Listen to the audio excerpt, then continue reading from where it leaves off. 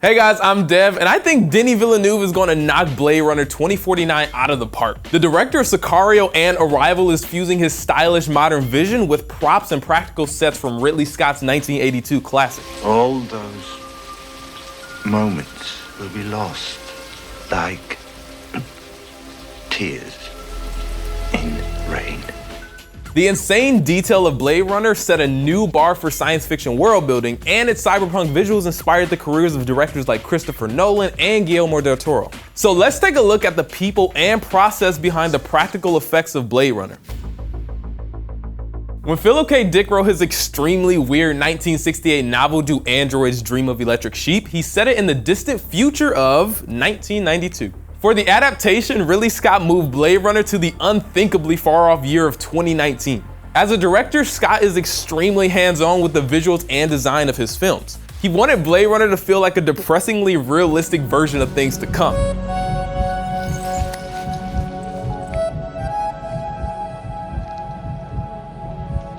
So, to design his scientifically plausible world, he hired futurist artist Syd Mead.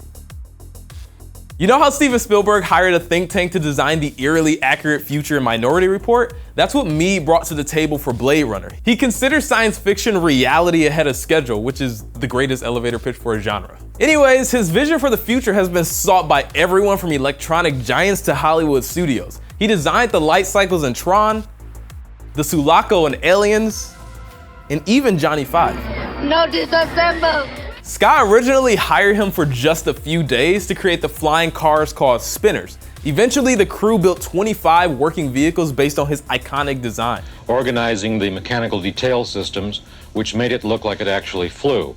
It was an internal lift idea called an aerodyne. But Mead's sketches were never just a vehicle on a white space. He always drew intricate backgrounds to provide mood and context for his concepts. The director took notice and kept Mead on to design the entire environment of Blade Runner. And you can bet he kept his original $1,500 a day rate too, which was probably a factor in the movie going way over budget. You know what else wasn't cheap? The sets.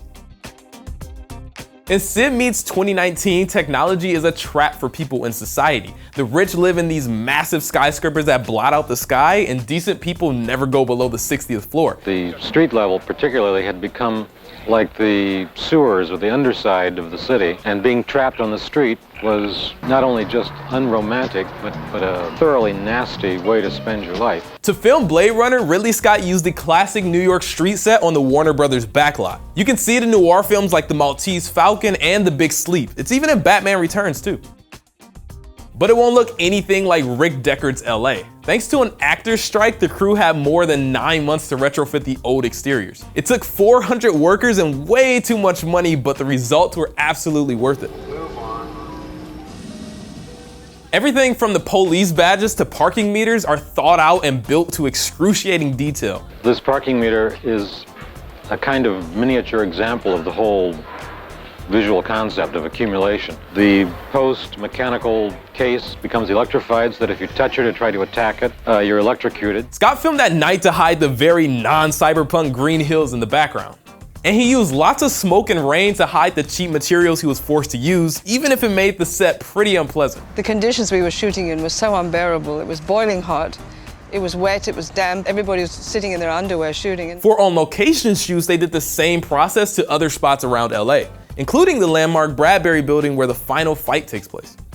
Blade Runner uses icons from the past as a springboard into the future. Whether it's classic film noir tropes or vintage buildings from the old Hollywood era that gave birth to them. But the sets were just half the equation. Let's talk about the special effects.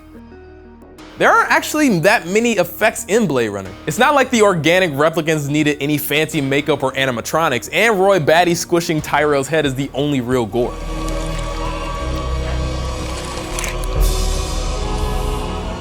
There are just 90 effect shots in the film, but they blow the world wide open. The matte paintings and miniature work turn a cramped city set into a sprawling urban hellscape. They're the work of VFX legend Douglas Trumbull. He was a special effects supervisor on 2001: A Space Odyssey, where he developed the slit scan technology used in the Stargate sequence. Most of the tech used in Blade Runner he developed for Close Encounters of the Third Kind, which incidentally he turned down Star Wars to work on. He built huge cityscapes out of brass etched with acid and stuffed them with miles of fiber optic cable connecting thousands of tiny lights. His crew also used kit bash model parts to flesh out the skyline. Basically, they took apart the hobby shop models of spaceships and military vehicles and cobbled them together into something almost brand new. If you look close, you can see an extremely well-hidden Millennium Falcon. The Star Wars crew repaid the favor by sneaking a spinner into Episode 1. The models were built with forced perspective techniques designed to trick the audience with the illusion of size. It's the same gimmick Peter Jackson used brilliantly in Lord of the Rings. Trumbull imposed a matte painting in the distance and used motion control cameras to record multiple layers of effect elements. Every billboard, screen, and spinner in the background required a separate precision pass with the camera, and the end result is nearly seamless. The chance to begin again in a golden land of opportunity and adventure. From giant picture windows to rainy rooftop chases, Blade Runner creates a beautifully hideous world of technology gone amok, all without a single digital effect. Let's take a closer look at the famous opening scene, which the crew called the Hades landscape.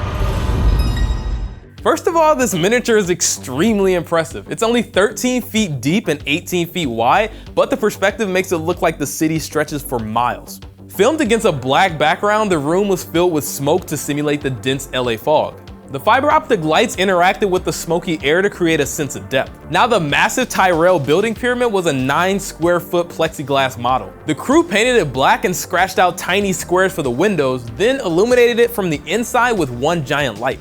Unfortunately, it was so hot that the pyramid actually caught fire and melted after a long day of filming. Rest in peace, pyramid. But don't worry, you can see a surviving section up close at the Museum of the Moving Image right here in New York City.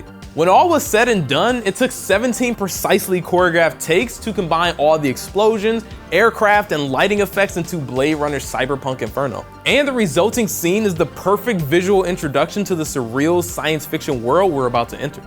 When it comes to depth, immersion, and impact, it's hard to top Ridley Scott's legendary vision. For a sequel 35 years in the making, it would have been easy to just stick some big name actors in front of a green screen and call it a day. But Denis Villeneuve is going the extra mile to make sure his world measures up to the original iconic dystopia. Just like the first film brought detective stories into the science fiction future, Blade Runner 2049 is bringing a cinema classic back to life for a new generation, and paying tribute to the same effect techniques that changed the game 35 years ago. Hey guys, I'm Dev. Thank you so much for watching this video. If you guys have your favorite AI, let us know in the comments below. Personally, I love Samantha from Her. It's one of my favorite movies. And if you're excited for Blade Runner 2049 like I am, let us know in the comments below, and be sure to subscribe to Now This Nerd. Thank you.